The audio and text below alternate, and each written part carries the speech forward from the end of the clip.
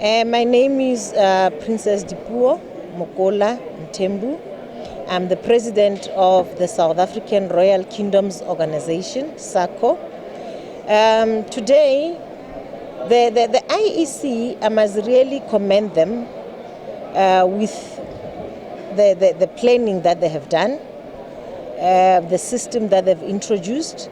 However, because it's for the first time they use the electronic system, we've always been using manual system. The system had a lot of glitches. Sometimes the system will be offline, sometimes there won't be any network. As a result, the queues were very, very long. At some point, I know in Soltoteti, people had to wait for 2.5 hours. The system was not working. Some of their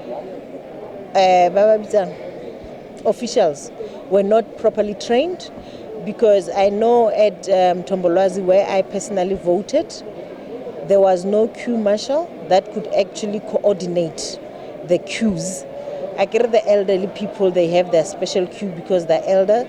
So because of the slowness of the queue, people were moving from the normal queue to the elders.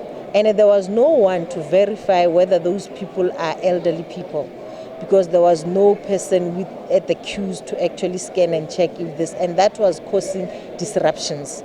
People were becoming angry because others were getting helped quicker because they're in the line of the elders and they were not elders. So it was a problem. Some people had to go back without voting.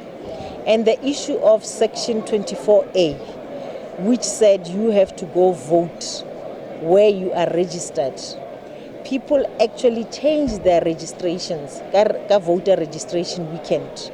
But today, when they got to the voting station, they realized that was not done. It was not changed. As a result, they were turned back. They couldn't vote. So as the sun sets, a lot of people had to go home because it's winter, the sun sets early.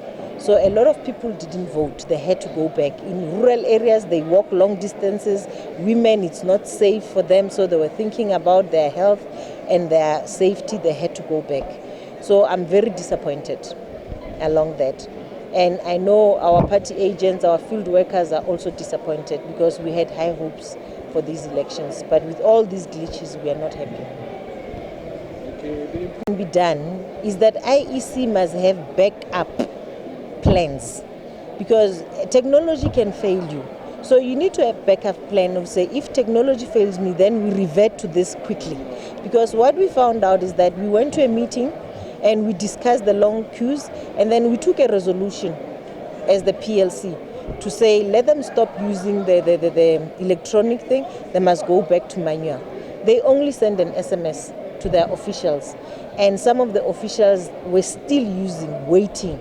So the SMS thing was not effective. So they didn't have backup. So to improve on the system, they must have backup plans to say, if the system doesn't work, then we revert to this. And they must train their officials to do so. Otherwise, it's putting us at a very difficult position. People go back without voting.